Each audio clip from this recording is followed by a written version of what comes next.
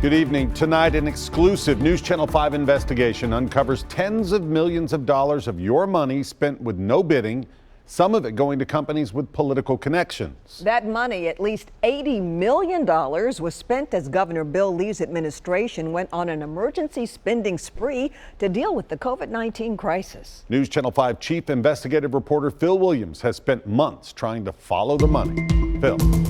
Rory, it has not been easy because the Lee administration would give us spending data, then when we questioned it, they would in some cases say their own information was wrong. Still, what we discovered is a pattern of emergency spending in which the normal checks and balances have become a casualty of the COVID crisis. I want to make sure the teachers that we love and are serving our children would be protected.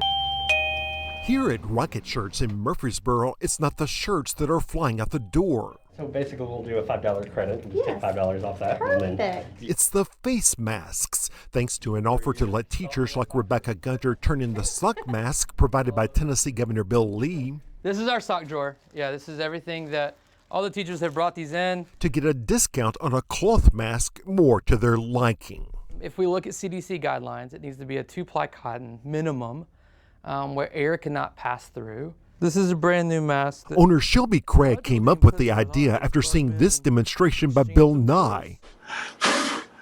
Not every cloth mask does the job. About which masks really work. The governor's sock masks And then this is a flame, and failed that test. we can blow out flames, we can blow out birthday candles, we can have a party and never take our mask off unless we wanted to eat cake. In April, Lee's team had ordered up 5 million face masks in a no-bid contract with the Renfro Corporation, a North Carolina-based sock manufacturer that also has a plant in Cleveland, Tennessee. The cost to taxpayers?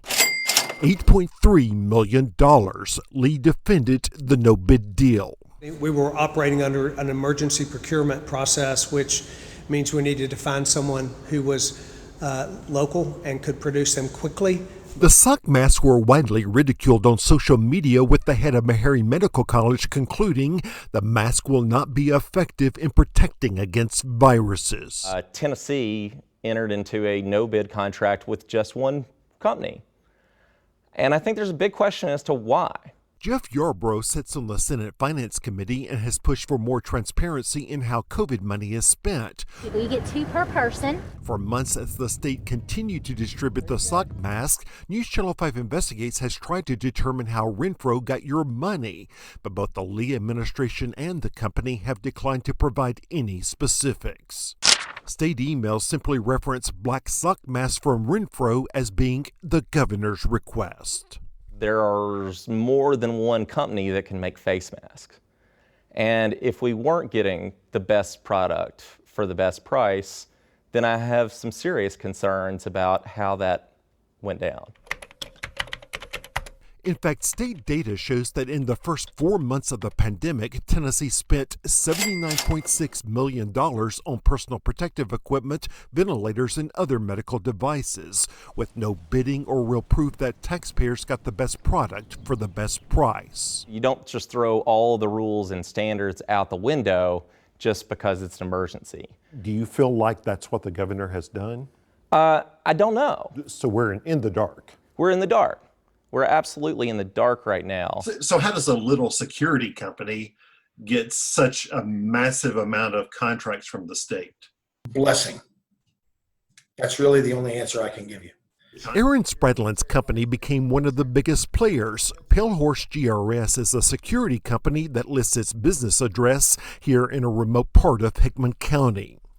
In late March, the state issued this purchase order to Pale Horse for $13.5 million for PPE. So far, the state says it has paid out $6.8 million, again with no bidding. Who was your contact that helped you get these contracts?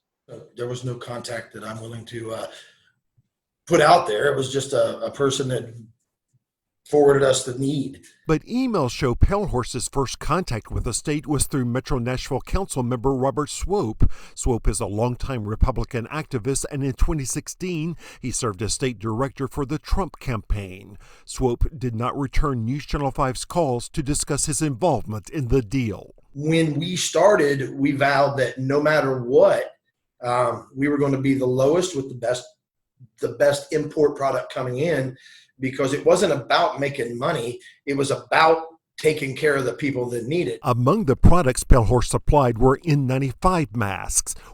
One email shows while one vendor was charging just 54 cents for each mask, Pale Horse got paid $2.55. Still, experts say in the Wild West atmosphere of the early pandemic, with states competing against states, prices were all over the place.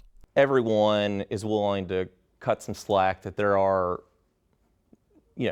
conditions in emergency that require acting quickly, but there's still an obligation to make sure that you're getting the best price for the product and to make sure that you're not directing contracts to individuals or to companies because of relationships or political connections.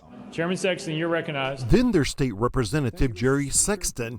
The East Tennessee Republican chairs the House subcommittee that oversees legislation involving public health. In April, Sexton's furniture company cut a deal to make hospital gowns for the state for $165,000. Sexton's price per gown, $5.50, almost double the price charged by other vendors. I don't think it's really appropriate ever to enter into a contract with a state legislator. State records show Sexton did deliver the gowns the state ordered, but after News Channel 5 began asking questions, the purchase order was canceled. The Lee administration refuses to say why. Sexton, who still hasn't been paid, declined News Channel 5's request for an interview.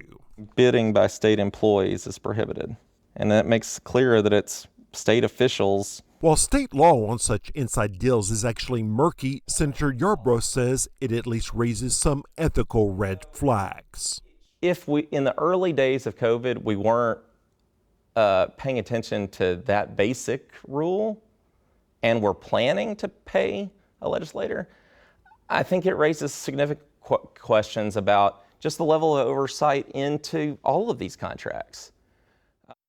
Now, a spokesperson for the Tennessee Emergency Management Agency, which handled these purchases, said that as long as the state of emergency exists in Tennessee, the agency will continue to use its emergency purchasing authority, getting prices from other bidders, quote, where appropriate. Of course, we'll keep watching.